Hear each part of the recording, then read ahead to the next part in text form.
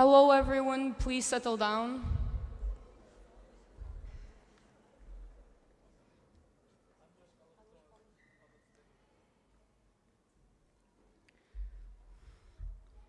Dear delegates, guests and chaperones, honorable chairs, co-chairs, staff, hospitality and media teams, Mr. Pateira, Mr. Pereira and Mr. Morgado, our esteemed guest speaker, Ms. Diana Soller, and of course, this year's amazing executive team. It's an honor to welcome you all to the 17th edition of OPOMUN, and finally put a face to the names in the emails and Excel spreadsheets. I'm not going to lie, it feels surreal being here before you today as Deputy Secretary General of this conference. OPOMUN and all the MUNs have meant so much to me for the past 4 years. My OPOMUN career started in 2020. I had been allocated to the ICJ as a judge. Back then, I had no clue what to expect, even though I had read the research reports and guides at least a dozen times. I remember sitting right there during the opening ceremony in this very same pavilion. I was nervous, but at the same time, incredibly excited. I'd seen a glimpse of the MUN world a few months prior at our internal OPOMUN conference, where something sparked in me. A desire to stand up and defend the points I believed in, backed by information I had researched.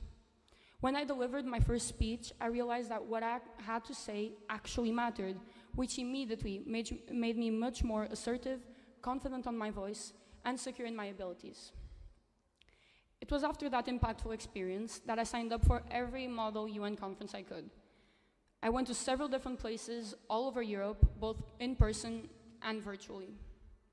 The feeling of entering a new committee room and meeting all the other delegates is always a special one after all the anticipation. That, and of course, the thrill you get when you stand up to present a speech. It never gets old, whether it's your first, your second, or in our case, your last MUN. What I can conclude after all those experiences is that over time, I became more self-reliant. After every speech and point of information, I evolved into a more outgoing person, improving my communication and interpersonal skills along the way. This story might sound familiar to some of you, as I know many of your MUN paths started very similarly to mine. While some of you have had completely different experiences, and some others, well, you're just getting started. That is the beauty of MUN conferences. Hundreds of people from all over the world, with diverse personalities, ambitions, and beliefs, all join in one place, guided by a shared interest in diplomacy. These conferences offer you an opportunity to learn independently outside the classroom while surrounded by like-minded individuals. During these next 3 days, I challenge yourself to push yourself outside of your comfort zone and learn. Learn from your research, fellow delegates, the chairs, but most importantly of all, your mistakes. Don't interpret a POI you couldn't answer or a clause that wasn't passed as a failure. Instead, try to identify the reasons for your setbacks and use them to get better, and walk into the room next time with your head held up high, ready to try again. Use this opportunity as a way to enrich your cultural awareness and networking connections, as you may end up meeting several people with whom you'll keep in contact with for many years to come. Use social media, keep in touch. Today, there are some delegates and chairs who are only here because we have met at previous MUN conferences, and we kept in touch. We are sure that throughout the debate sessions, you'll have the opportunity to engage in meaningful conversations regarding issues that are extremely pertinent to the current geopolitical situation. As our world demands for sustainability actions and evolves towards technological process, questions as how to sustainably source raw materials for non-fossil fuel vehicles, or how to develop strategies to mitigate over-tourism, and how to ethically incorporate AI into the workforce are in dire need to be answered. We hope that you immerse yourself in situations that lead you to reflect upon what it's like to be involved in the processes required to tackle imminent or ongoing conflicts, whether past or current. You will develop an awareness of being in a diplomat's shoes. We can understand together that the path to peace and stability is not linear, but it can be achieved. And to do so, one must find numerous strategies, many with different viewpoints, and weigh in their complexities, as all will come to their own setbacks. And what better than a group of young, enthusiastic future leaders to help the current decision makers find these answers? Now, on a more personal note, The organization of this year's OPOMUN was one of the most gratifying, yet challenging things I've ever done.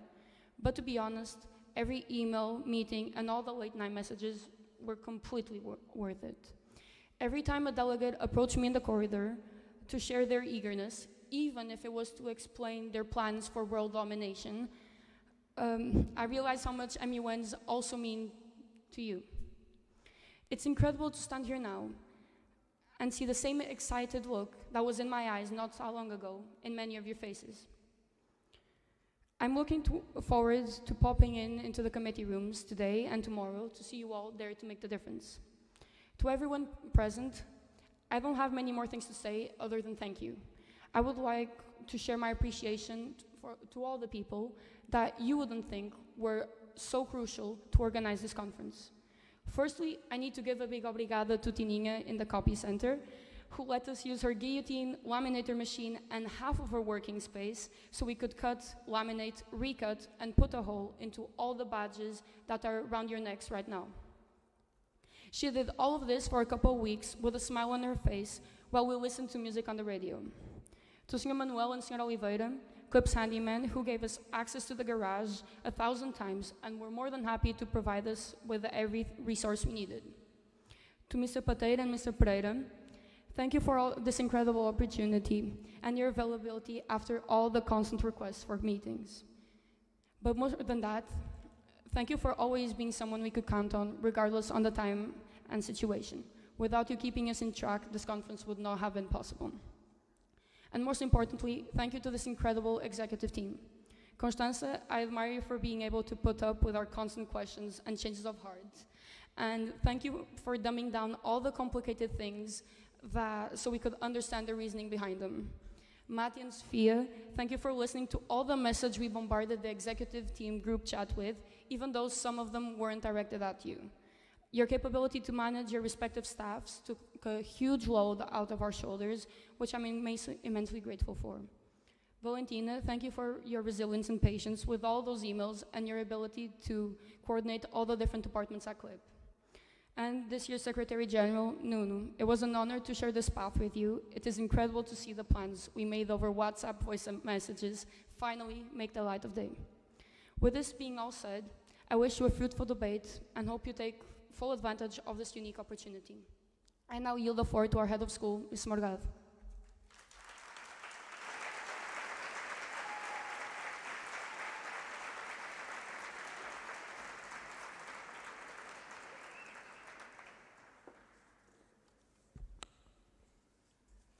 Dear delegates, chaperones, distinguished guests, students, it is CLIP's greatest pleasure and my honor to host OPOMUN 2024.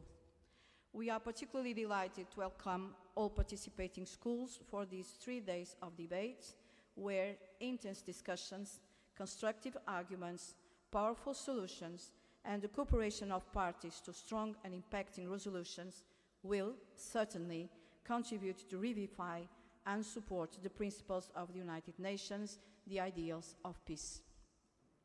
2024 began, and I quote, against a setting of destruction, division, and instability, as 27 regions experience massive violence and political insecurity. Crises are converging everywhere and all at once, and people's rights and safeguarding are in danger worldwide. Dear delegates, this is the place and time to unite forces and seek for solutions. I am certain that this year's OPOMUN issues will not only contribute to a greater awareness of the complexity of the global community at all levels, but will also feature your convictions and your determinations to intervene and make the difference. Take full advantage of this unique experience. You have the chance to prove it is possible to work together to overcome the threats the world is facing. As United Nations Deputy Secretary General noted, there is no peace without sustainable development, and there is no development without peace. Dear delegates, thank you for participating. A personal code of ethics, respect for diversity of opinion and culture, and empathy for others are the key features of diplomacy. We are true believers that good reasoning, wisdom of words, and fair communication are behind the integrity of diplomacy. Mr. Secretary General, Ms. Deputy Secretary General, chairs and co-chairs, staff, thank you for OPOMUN 2024. You make me really proud. Dear all, I wish you a remarkable conference. I now yield the floor to Mr. Pereira.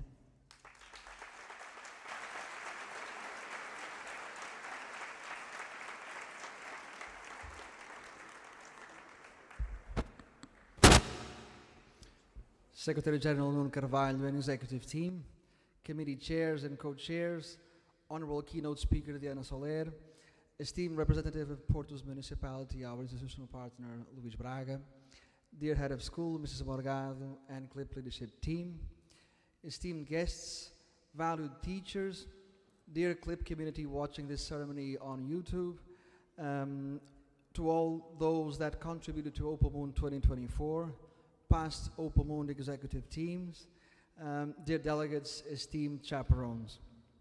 As we begin yet another opening ceremony of the Oporto Model United Nations Conference, this moment is brimming with meaning.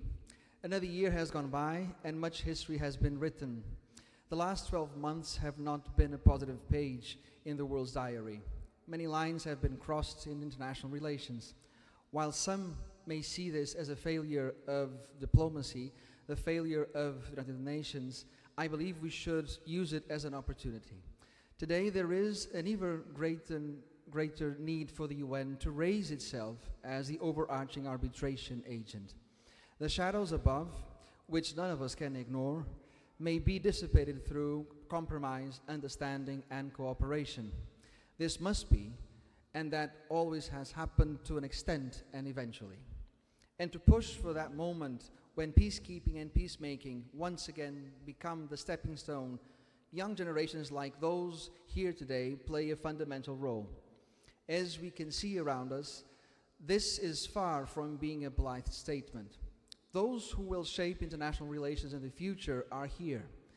It is you, delegates, that hold this opportunity and the responsibility to do better than us. Please do. Some of the finest young men and women are on this stage.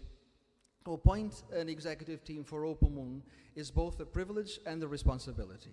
One that I do not take lightly, with full knowledge of the audience before us and of the 17 years of history that our conference holds. To be an exec of OPOMUN implies a blue spark in the eye when thinking about the OPOMUN, about the conference. It takes commitment, drive, responsibility, management skills, people skills, and diplomacy throughout. The 6 members of the executive team excel in all of these, and it was not an easy job at all to follow the 2023 executive team. So what you see on Instagram and on OPOMUN's website is masterminded by the head of media, Constança Cruz, and her team. Constança is a highly skilled and a devout believer in the power of communication through rationality, I'd say. Many of the smiles and the welcoming meet and greets have been courtesy of the head of hospitality, Mathilde Leão, and her team. Mathilde is always eager to work so that the participants have the best and the smoothest experience in Porto and at OPOMUN. As AI still can't quite move couches, carry hundreds of bottles of water, set up committee rooms, carry microphones, review note-passing papers, nor instruct delegates to pay attention, the head of staff, Sofia Vilarinho, has put together an invaluable team. She is professional, goal-driven, and empathetic. A strong leader, a willing worker, and because of it, a safe bet, although Sofia is a newcomer to the MUN world. Taking on a role that most people would not appreciate, I for sure would have refused it, honestly. We have Valentina Di Marino, head of logistics. Sufficient praise goes without saying. Things get sorted by her, sorted before time, sorted with a smile, and we can't really ask more than that. Perhaps you are wondering, or you have wondered, what does the Deputy Secretary General do? The answer may vary from very little to Carolina Viver. Carolina worked hard to deserve a leadership role in OPOMUN since Form 8. She does a bit or a lot of everything. She was, is, and will be always on top of her game. She's always ready with an answer to any query, which is fueled by her passion for MUNs and OPOMUN. Carolina and Nuno are undoubtedly one of the best Secretary General and Deputy Secretary General matches so far in OPOMUN. And having reached this far, one might think that's very little to be said about the Secretary General, Nuno Carvalho. Every Secretary General was appointed to the role for many good reasons, but not Nuno. Nuno was appointed Secretary General for all the reasons possible. He was born for the role, and OPOMUN was merely waiting for him to be here when the time would come. Nuno lives and breathes diplomacy. He has worked to be here since day one. He is a consensual leader amongst his peers and a prolific email writer to the MUN directors. And I'd say the BFF of pressure. Nuno is able to foster enthusiasm in all around him, motivating others to go the extra mile. He is the personification of the best that the United Nations spirit has to offer, and the proof that if you dare to make a difference, you will most likely succeed. And you, Nuno, have made a difference in all of us. So instead of congratulating you, I thank you for making a difference in this OPOMUN. A round of applause, please, for this executive team.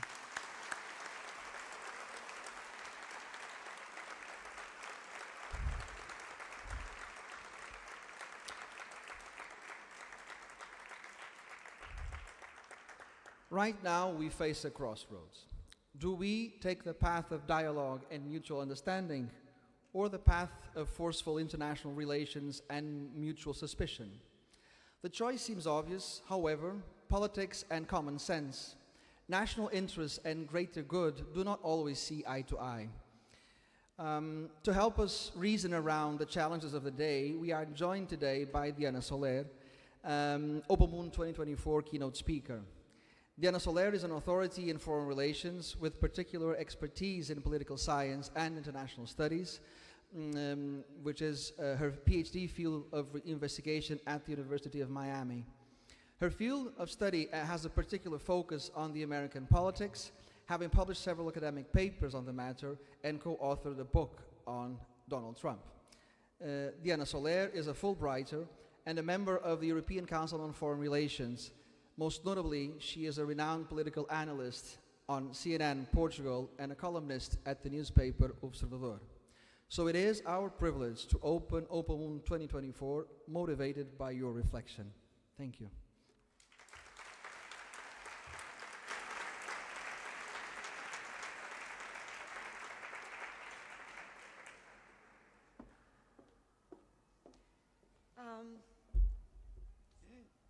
Hello. Thank you so much for having me. It's such a pleasure. Can I start just by saying that your speeches, all of your speeches, are very motivating for two reasons. I look at you and I imagine myself standing in a stage in front of all these people when I was your age. It wouldn't happen. It wouldn't happen. It wouldn't matter how much I would like to share what I think, and that's what I do for a living, and I love it. However, it was too hard for me. I was too shy. So it's really, really fulfilling for me to see such a huge group of very young people, so motivated, so outspoken, and so with so much conviction on what they believe. And for that, it was really, really already it was already good to wake up at 5 a.m. in the morning in Lisbon, and it's I feel very touched by your words. And the other thing that you said that I really, really, really enjoyed is how well you seem to be working as a team. I think I'm not a very, and I'm going to start my political incorrect speech, well, not speech, just some thought-provoking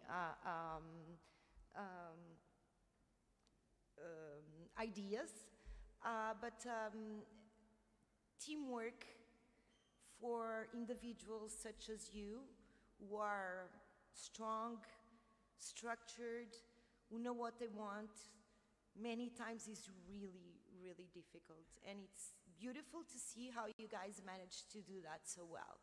So for that, and even if nothing else would happen, I congratulate you, and it was, wow, it was something. So it's already great. So what I'm going to do, I'm going to try to be really, really short, is to tell you, oh, I forgot my glasses. I'm a little too old to look at this without glasses. What I'm going to do is to, I'm going to be as brief as I can, because I would prefer to hear you and your thoughts than you would prefer to hear myself, hear me, I'm sure. What I want to do is to ask you 2 questions. And I know you know the answer right away, but then listen to me and then answer me afterwards. So the questions are very simple. Is the UN, the United Nations, important in international politics, especially in moments like this? And the other question is, answering them too, in what ways is the UN important? So I'm from what they call the realistic school of thought. Is a school of thought that believes that putting on a scale power and diplomacy, influence, cooperation, power weighs much more. And that's why we need diplomacy, is because power weighs much more.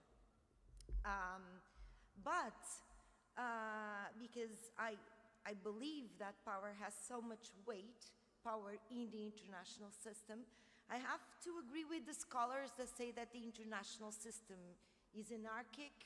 Anarchic meaning that there is no power above the states that can control what the states do, that can actually make the states behave internationally as they should. So, the first point I want to make is have no illusions about what the United Nations can do. Many times we look at the United Nations as what we would like to see as a power that would bend the states into what we believe is right or wrong about the international system, about war, about politics, about the power of the strong over the weak. But it's not. It's not. So, the first thing that we have to know is that it's not, but, however, it is a tool that we have at our disposal, and we should use it the best we can. So that's why we need to start by deconstructing the idea that the United Nations actually has power over states. It does not. But it has something else, which is influence. And I'm going to my second point. The second point I want to make. What do I mean by influence? Well, the United Nations actually end up being the guardians of what states, or the most powerful states, or the most powerful states so far believe are the most important values of the international system. Please, please do not believe that there is neutrality at the United Nations. There is not. The United Nations were built after World War II by the three powers that won the war, and the three powers at the time were the United States, Great Britain, but also the Soviet Union. So the United Nations became sort of what was possible. And it was almost a miracle that something was possible. The League of Nations, was the predecessor of the United Nations, had fallen apart. The United States and the Soviet Union could not be more apart about values than, for instance, the United States and China today. That's why they engaged into a Cold War. But there was this conviction that war is something so destructive that we have to do everything we can to prevent it and to end it as soon as possible when it starts. But, in my opinion, what makes the United Nations important, it's not its center. Its center, as you all know, is the Security Council, the UN Security Council, where the great powers of the world discuss and are supposed to have power to impose resolutions or ideas or features that they believe the international system should be about. But it doesn't work. It doesn't work because the world is truly divided. And for almost all history of the United Nations, the world has been divided. So the Security Council worked very few times and not always very well when it worked. So the center of power of the United Nations is usually blocked. We see that now. We have, on the one hand, the democracies, and for instance, let's look at something very actual, very current. The democracies stand with Ukraine. China and Russia, well, Russia invaded Ukraine, and China stands with Russia and supports it in its invasion. So the Security Council doesn't work. So what does work at the United Nations? Well, I think there are at least 4 institutions in the United Nations that somehow work. I'm sorry about my skepticism. Those institutions are the General Assembly, and its legitimacy comes from the fact that it's the only international organ in the world where each state, it doesn't matter how big and how small it is, has 1 vote, equal to everyone. The smallest country has the same power in the General Assembly as it has China, Russia, the United States. Second, it's the International Court of Justice. Although it doesn't work very often, it became very important in the last few weeks because it has a role in what's happening in Ukraine. It's going to start to judge the motivations that Russia presented as legitimate motivations, and it started a judgment on Israel due to a complaint of South Africa related to genocide. And these 2 sentences, what the court is going to decide, is going to be really important for something, which is the exact point of why these institutions are important, which is prestige, legitimacy, and the ability to make public opinions, countries, non-state actors, international organizations to look at states and have a saying. The United Nations are the guardians of our values. The 4th institution are the special agencies. heard a lot about, for instance, not for good reasons, but we heard a lot about the UNRWA lately. But go a little back and see how important the WTO was in our lives while we were in the pandemic. So the special agencies end up being some sort of authority, not only because they are in the field, but also because they have the best experts to look at things.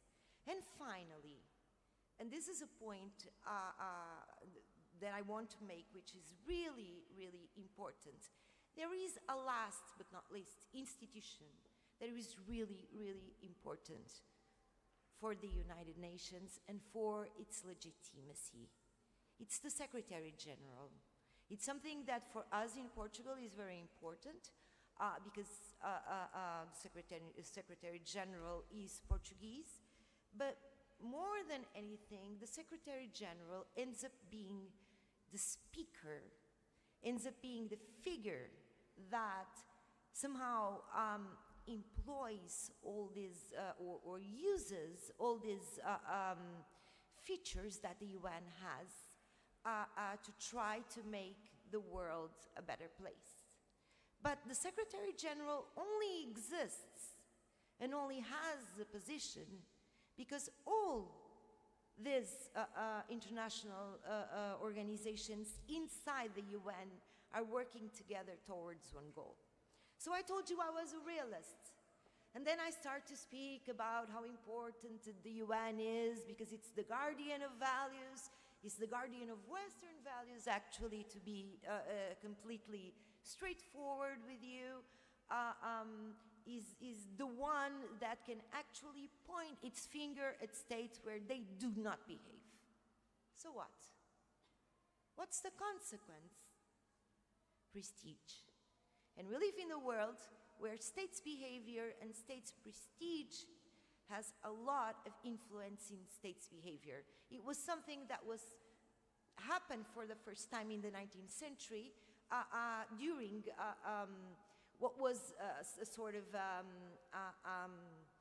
uprising of the world to help to endorse Greece in its independence war. And since that moment, people started to realize that they could influence governments, and governments could influence international institutions. International institutions could influence states that could influence individuals, and there was a chain going on. And since that time, the people, in the American sense, never stopped doing that. They have done this since the 19th century, over and over and over. However, and this is my third point, and I'll be finished very soon, the UN is in a crisis. The UN is in a crisis not because there are two wars going on at this point, because it's impossible to avoid all the wars.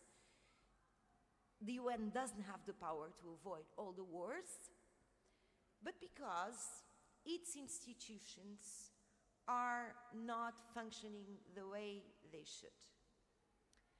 I'm going to tell you why I say this. And I'm going to be critical, and I'm sorry about this, but I think if we know the weaknesses of the instruments that we're working with, we'll do a better job. We have two wars going on that are very important for us in the West, in Europe. I'm talking about the Ukrainian war and the Israel-Hamas conflict. And there's a problem. There's a problem because the Secretary General of the United Nations has been treating these wars differently. How can the Secretary General manage his role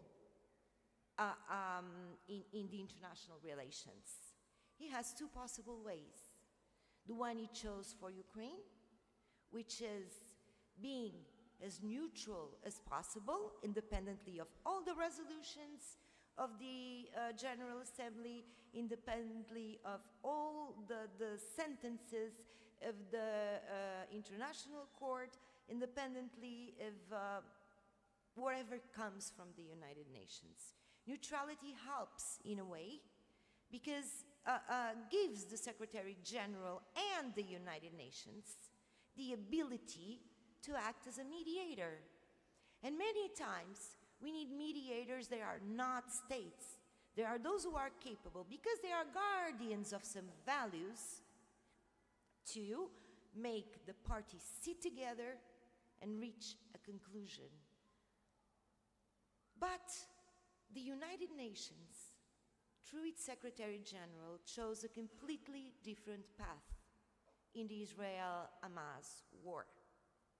Instead of being neutral, it followed the General Assembly vote.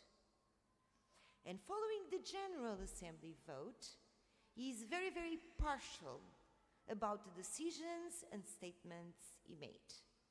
So the UN looks to most of the world, especially those involved in these wars, as some sort of pick and choose sort of institution at this moment.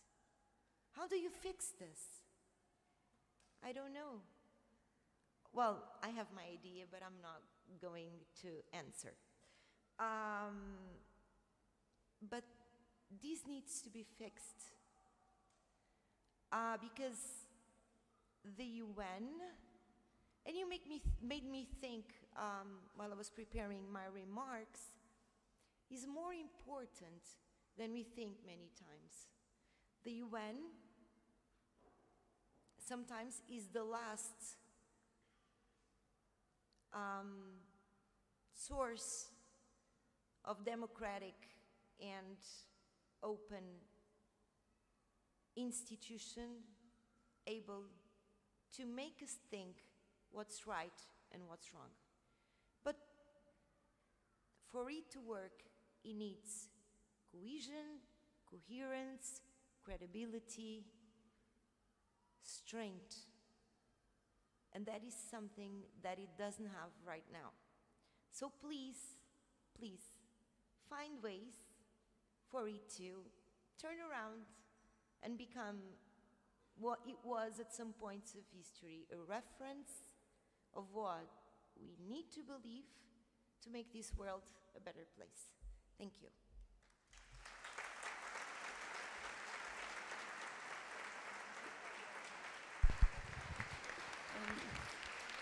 Thank you. Now we're gonna have a Q&A session, if that's all right. So we are gonna have a member of staff going around with a microphone. Are there any people that want to ask Ms. Soller any doubts, any questions? Not necessarily about her speech, but also about her life. Staff.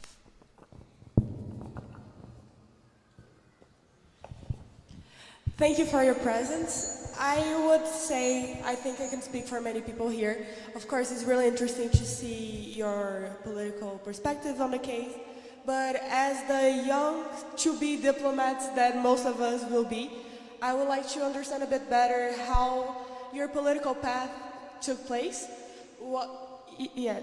Not political path, sorry, more on the political side, political perspective. How you went from here to Miami to doing all those studies and working so closely with important people. So if you could develop a bit on that, I'd be really grateful.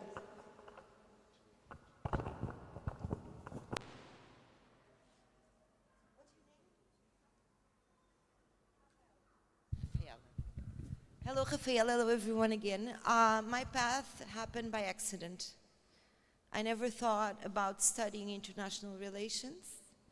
It just happened. My undergraduate degree is on literature.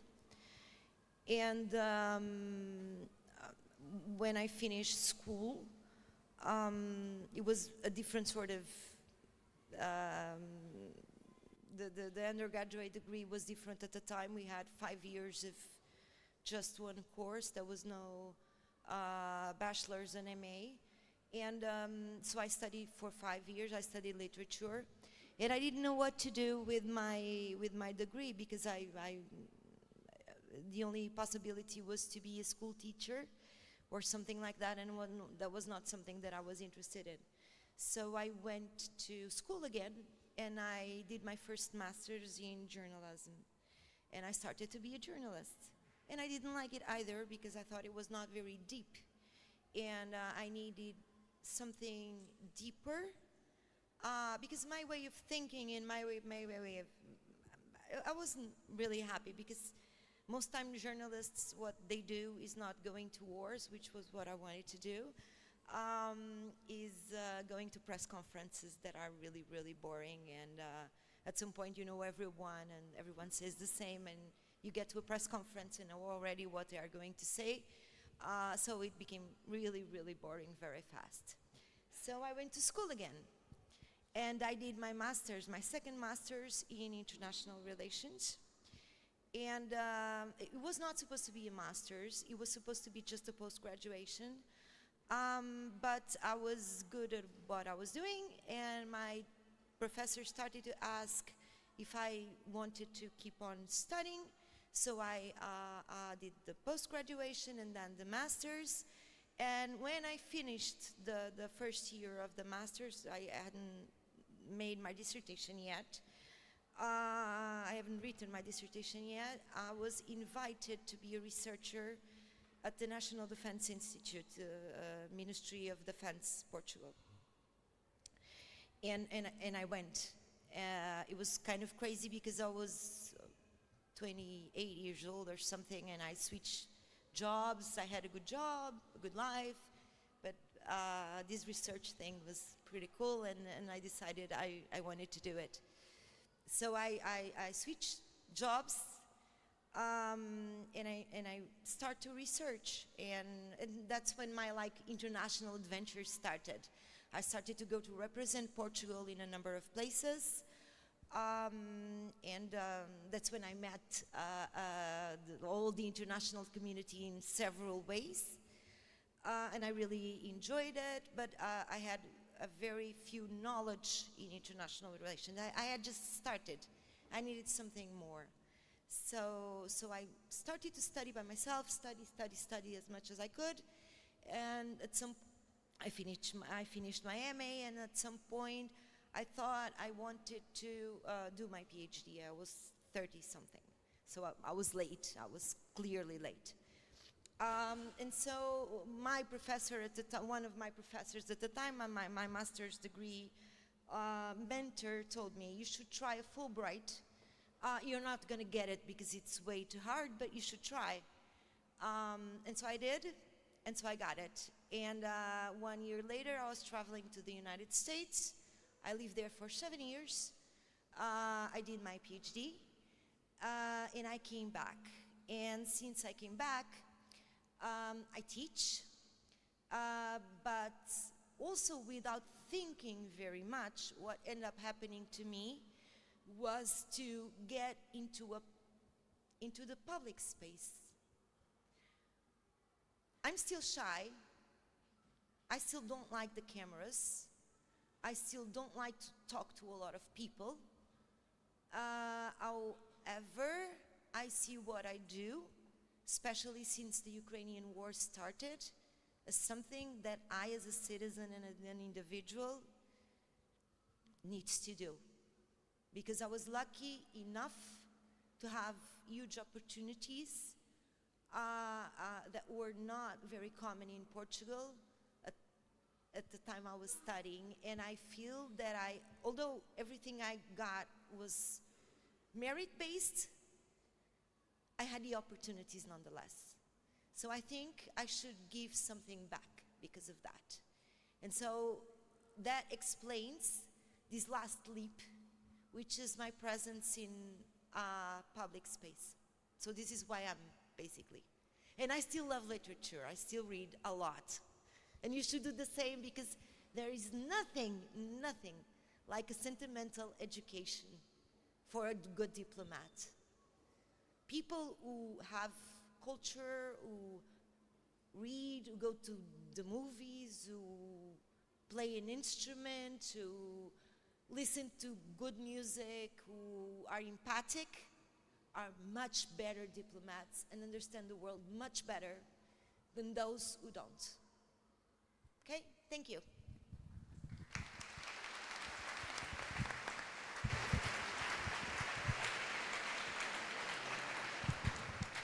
Okay, due to time constraints, we only have time for one more question. Does anyone have anything they want to ask?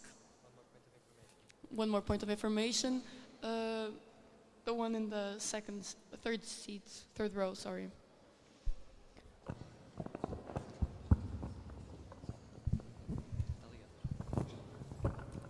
Down. Hello, my name is Rafael, and I would like to ask which phase of your life or what job that you had impacted the most on your realistic, more realistic political opinion?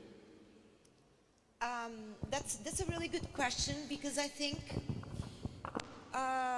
the phase of our lives and the way the world is working influences a lot our view in international relations and in politics. I started studying international relations after all that I told you, around 3 years after 9/11.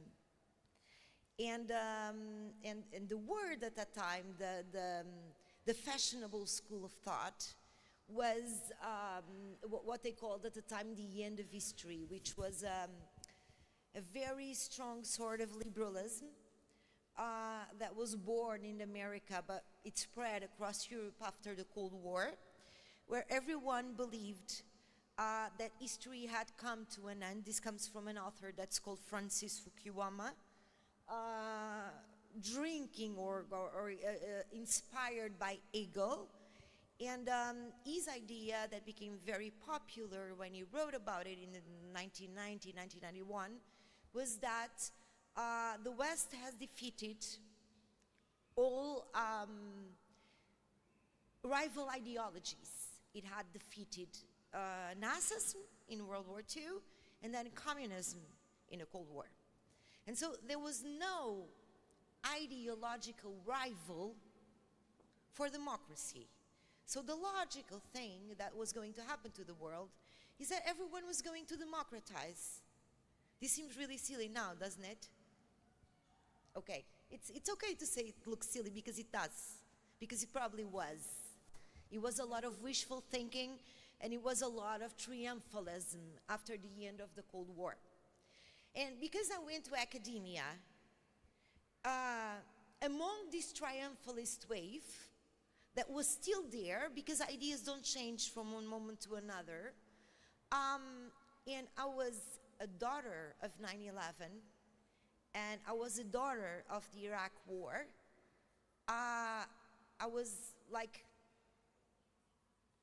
God, how can something like this happen?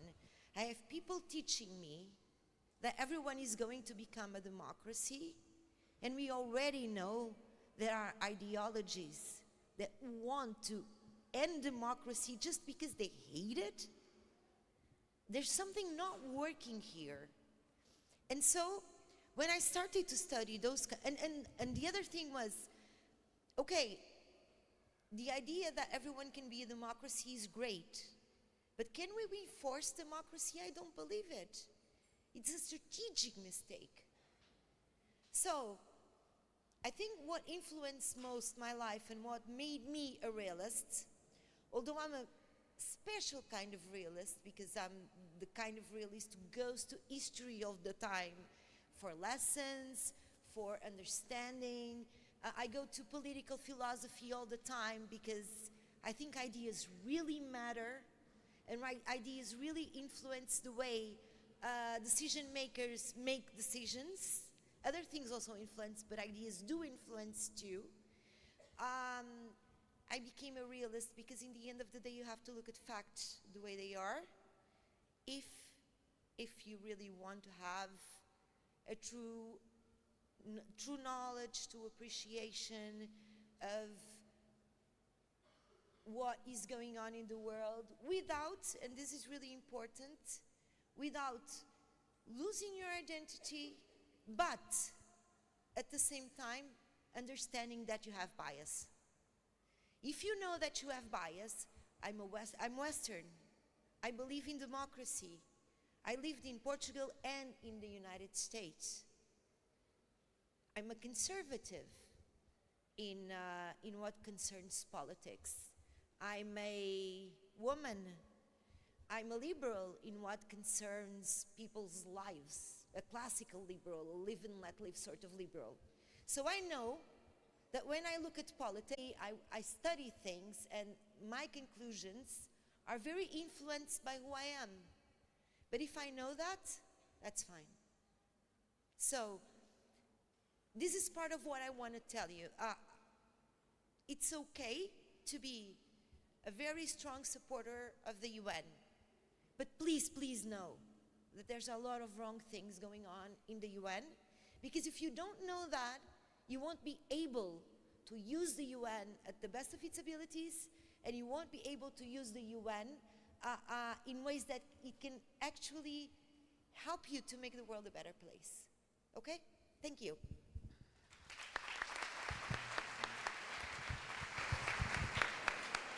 Okay, so we actually have time for like an extremely, really quick question, okay? Does anyone have any?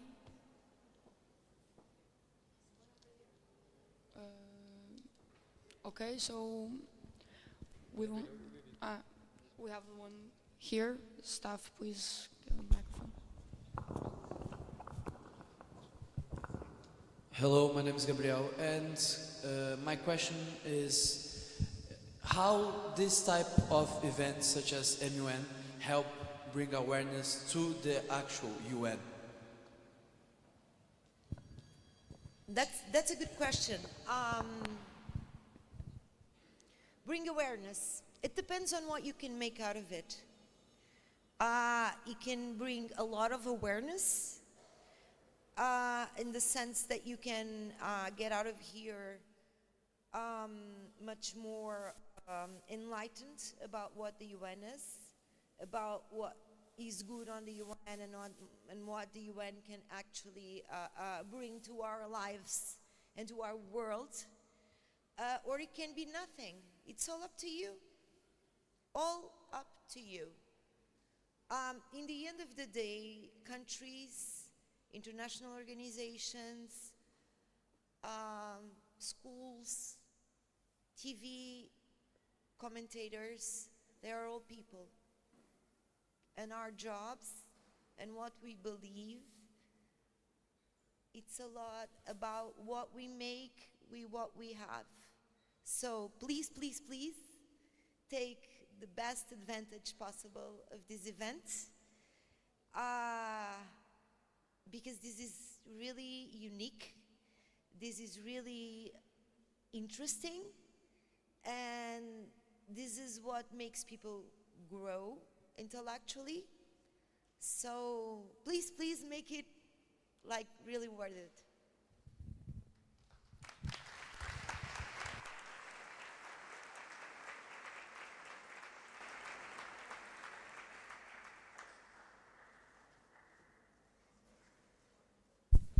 Thank you so much, Diana Soller. It was a pleasure to have you with us today. And OPOMUN would like to offer a small token of our appreciation. Thank you.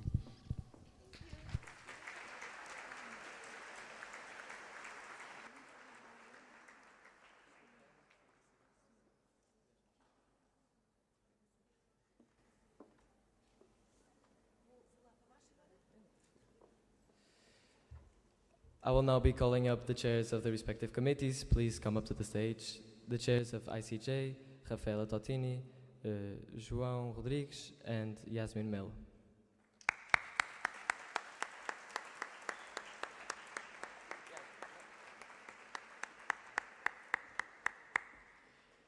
Ecosoc José Menezes, Afonso Gali, and Carlota Coutinhas.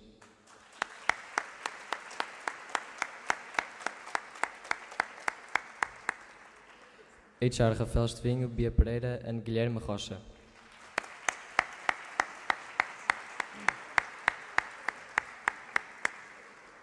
Security Council, Zoe Campbell, Marta Costa, and Elisca Gamperla.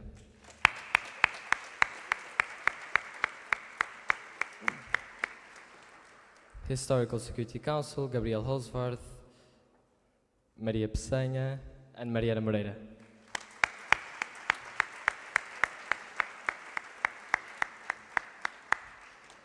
And finally, WHO, Amélia Zu, Catarina Domingues, and Davi Frutuoso.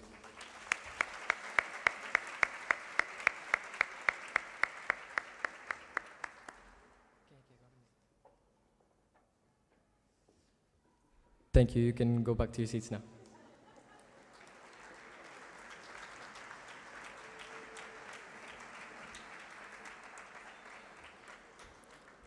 I would now like to invite up to the podium Mr. Luís Braga, a representative from the Porto City Hall.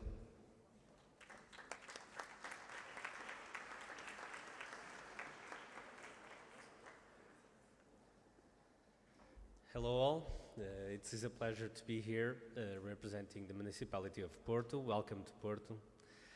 I'm here because I work in the Porto Youth Municipal Division. I work with youngsters like yourselves. You can pass it on. Let me explain to you what is the feeling of being Porto. Porto is sun 3 days ago, it's rain, bam, today. It's also culture, leisure, it's environment, it's youth, it is sports, it is river, it is beach, you can have all it here in Porto. It's a feeling as well. And it's youth. It's specific youth work like we do in the division. I would like to present to you what we do in the municipality. We actually work in 5 axes, activities to be developed within the context of learning for active citizenship. For example, I can read from here. I believe it's youth volunteer pool. For example, it's one of our projects, as well as activities to be developed in the context of supporting stronger youth organizations. For example, Capacited or Empower Yourself. It's a program for empowering leaders of tomorrow in youth associations in Porto. You can pass on because I don't want to be boring to you. As also study in Porto, that's what brought me today. It's a specific project for people that are thinking of studying or investigating in Porto. You can pass that on, yeah. Porto Youth Office as well, I really can see from here. There's a lot of organizations, events that we promote to youngsters. And actually, I was a youth representative myself back in the day. Actually, a lot of years. I'm 41, so as you can imagine, a lot of years back. And there was nothing like a youth municipality in Porto. It's actually rather young. But what we do is try to strengthen the links between youngsters, and we're very proud of it. So, Study in Porto is a platform that we created. I would like to ask you if you like to go online and to see the platform yourselves by accessing to the QR code. Study in Porto it's a digital platform to promote Porto as an excellent destination for studying and researching. Actually, the University of Porto, it's high ranked in various areas of expertise, for whom directed to national and international students like yourselves to attend college in Porto. The purpose is to ensure the best possible integration in the city, because I can relate that Porto may be a different city for many reasons, and our purpose is for you to have a good integration here in Porto. You can have a lot of, I'm going to explain later, a lot of menus that help you to integrate and to live and to study here in Porto. How? To provide a set of useful information for decision making during the city or university selection process. So, you can see there are some menus like life. For example, if I want to live here, how many euros does it cost to live, to accommodate myself here in Porto, for example. And of course, also study, where can I find the best courses for me. As I said as well, how can I move around Porto? For example, also the daily life, if I want to go to the gym or if I need something from health services, where can I find it? And some more useful information, you can explore the platform yourselves. I brought a video for you to see that we prepared. Don't know if it's possible to show. No? Okay. But you can find it in Porto. Why Porto? Study in Porto, just go to YouTube and you'll find a 2-minute video with a lot of Porto there. I understand that some of you already go on to the city and discover the sightseeing of Porto. This is the QR code, so don't want to be a lot of don't want to bother you. Just go on, check, and visit Porto, and consider Porto in your education perspectives. Okay? Thank you very much. Welcome to Porto again. Hope you enjoy it. And good event.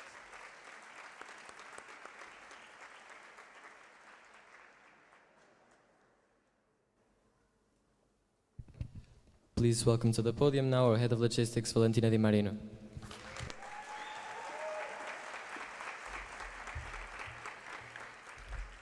Dear delegates, guests, chaperones, honorable chairs, co-chairs, staff, hospitality and media team, Mr. Pereira, Mr. Patera, Ms. Guedes, Ms. Morgado, and of course, our wonderful exec team. Thank you for being here today. I'm Valentina Di Marino, and I'll be your head of logistics throughout the 3 days of OPOMUN. But what does that mean? Well, that basically means I'm in charge of overseeing all the logistical aspects of this conference, from booking venues, answering emails, making phone calls, to organizing meals and even the social event. That also means I had a non-stopping growth experience, where my abilities were constantly tested every day. But let's save the emotional speech for the closing ceremony. Today, I'm here to ensure you have the best experience in our conference and in Porto. Starting by presenting our amazing school, CLIP. The Porto International School has been hosting OPOMUN for 17 years now, and this has become a part of a tradition throughout multiple generations of students, and we're more than flattered to be part of this. CLIP will only be hosting the first day in the social event of OPOMUN. On a more logistical note, our school is huge and may seem confusing at first, but don't worry. It's my job to ensure everyone knows where to go.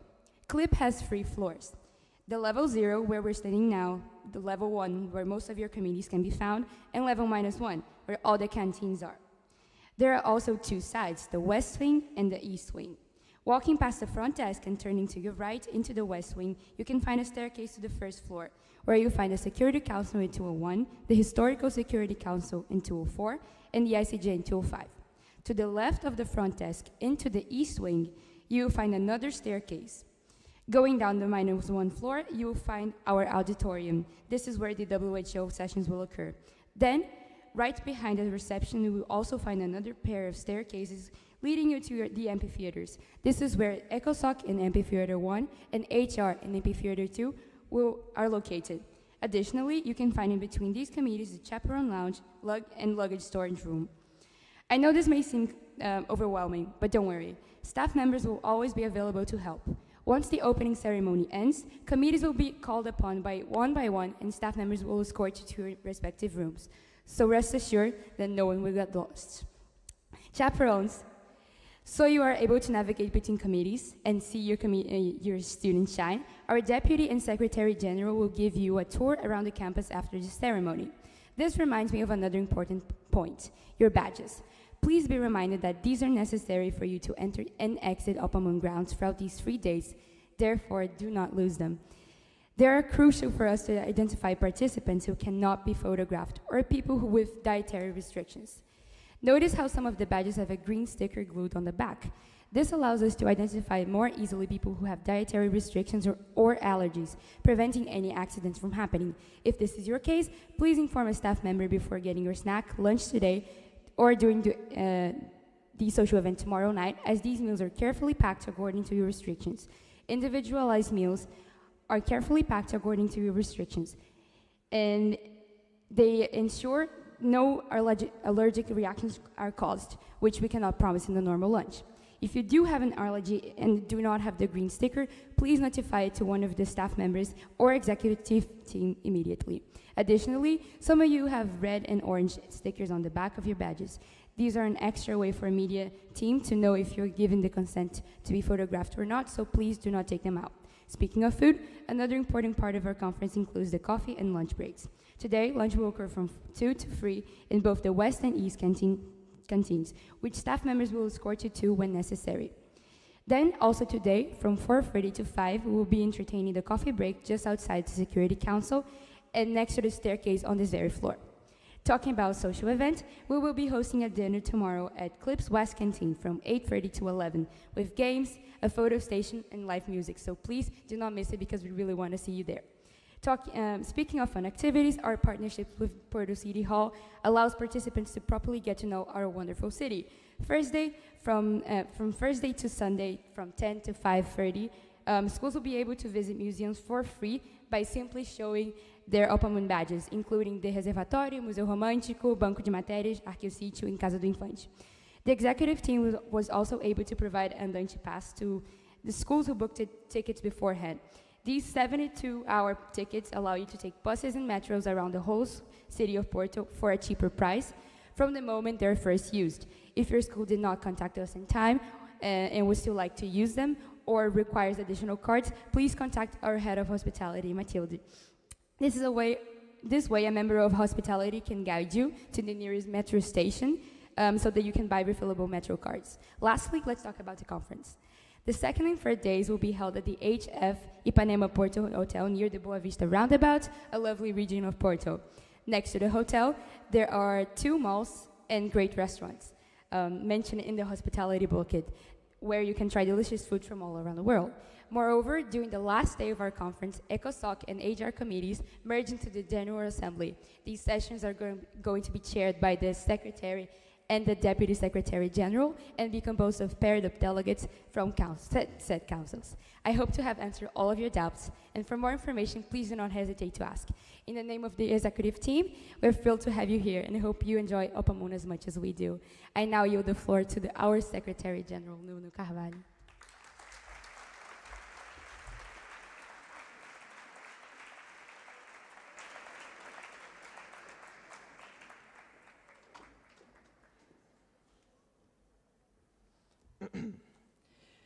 Dear esteemed delegates, chaperones, Dear esteemed delegates, chaperones, OPOMUN executive team, staff, MUN directors, CLIP leadership team, Honorable Keynote Speaker Ms. Diana Soller, Mr. Luis Braga, online viewers and spectators. Thank you all for your presence here today at OPOMUN's opening ceremony. Although I have dreamed of this day, worked for this day, and achieved being here today, I still find it hard to describe what it means to me. And as it's much easier for me to describe the importance of what you, delegates, can achieve over the next 3 days, allow me to start there. Awareness. The importance of international and geopolitical awareness cannot be overstated. Through OPOMUN, or any other MUN conference, you will gain awareness of not only the present, but also of the past, which is crucial to prevent the darkest pages in history of repeating themselves. In order to achieve this, we must compare the situations of today to a past of not so long ago. If we don't, we stand a huge risk of lack of freedom and democracy. Interest. It is undeniable that we live today very tense international scenarios and conflicts, and we must not only acknowledge them, we must understand them, we must research about them and critically debate them, not only with others, but with ourselves as well. OPOMUN will most definitely cultivate or create an interest towards international politics and consequently national politics, allowing you to make a difference in our society. Skills. Whether you are mainly a science, humanities, art, music or language student, OPOMUN will provide you with essential skills you will use throughout your life. These can include public speaking, research, debate, reading and writing. This allows you to make a difference in any area you end up dedicating your life to. Allow me to add that independently of the area you choose to follow, politics, both nationally and internationally, will still directly affect your lives, highlighting once again the centrality of awareness. Peace. Understanding how to, through diplomatic means, debate and advocate for your opinions will be crucial for you to cultivate peace.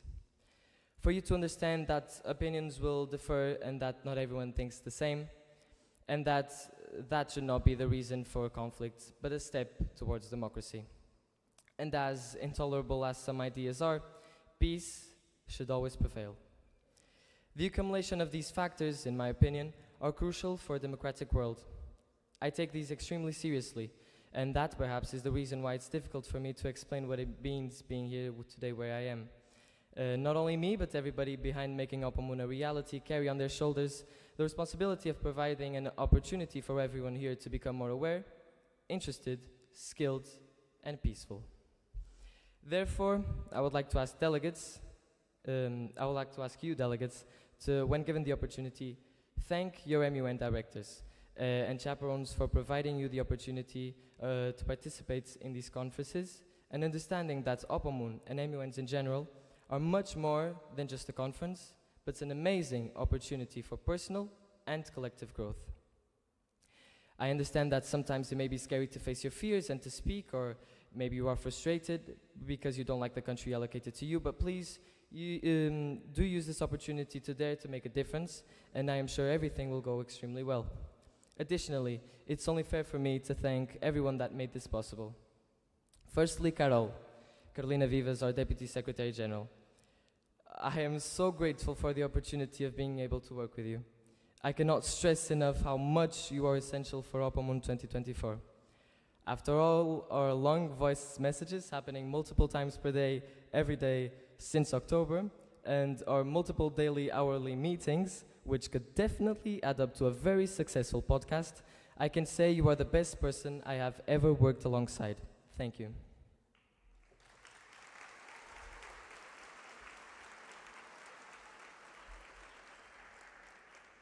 Valentina, our head of logistics, to whoever knows you, it comes as no surprise that you did a wonderful job.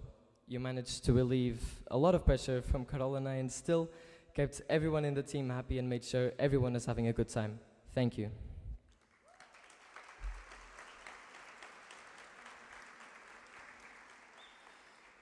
Sophie, our head of staff, I never had to ask you for anything. You were always one step ahead.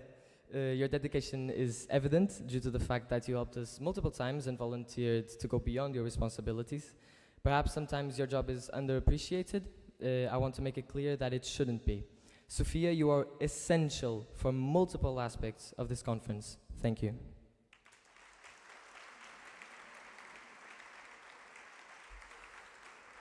Mati, our head of hospitality. Additionally to being head girl of our school, you accepted to take on this role, and I am so glad that you did. I'm sure that participants will have a much more appreciative and enjoyable experience due to you and your team's brilliant work. Thank you.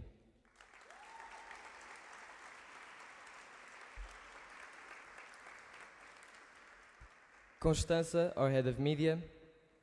I honestly don't know how you do it.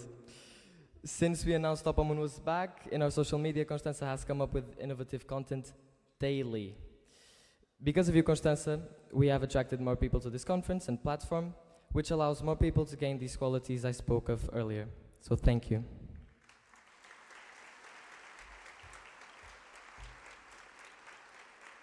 Mr. Pereira and Mr. Pateira. Our MUN directors, your passion for these conferences is noticeable. You provide a platform every year for students to become better citizens and people. While still diligently teaching, you always find time to help us and make OPOMUN possible. Thank you.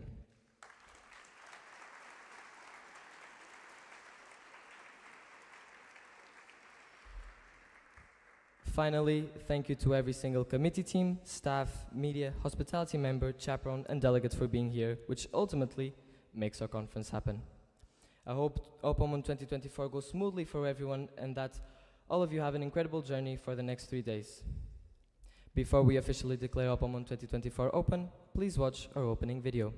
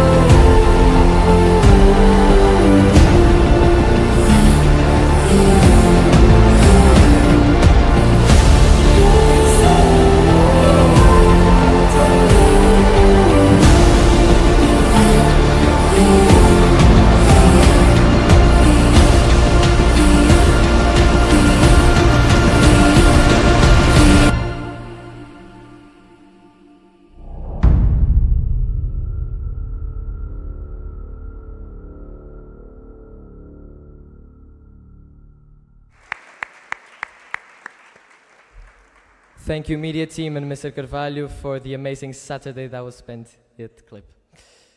Now I will invite Carolina Vivas, the Deputy Secretary General, Valentina Di Marino, Head of Logistics, Matilde Leão, Head of Hospitality, Sofia Velarinho, Head of Staff, and Constança Cruz, Head of Media, to come up to the podium with a gavel.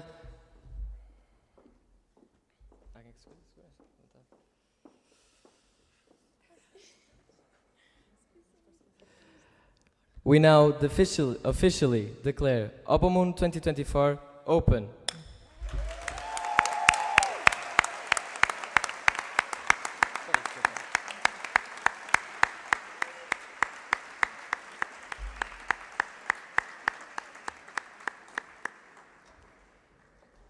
I will now ask for your attention. I will call one committee at a time.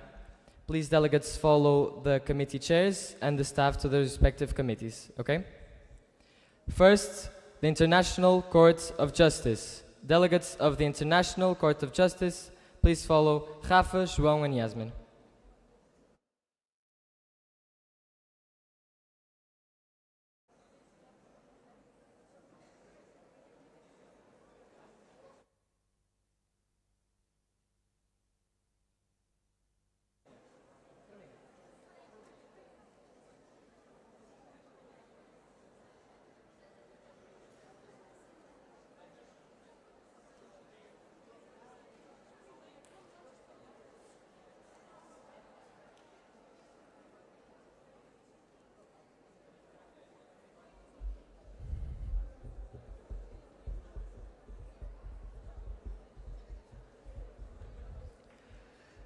Delegates of the Security Council, please follow. Zoe, Marta, and Elishka. Delegates of the Security Council.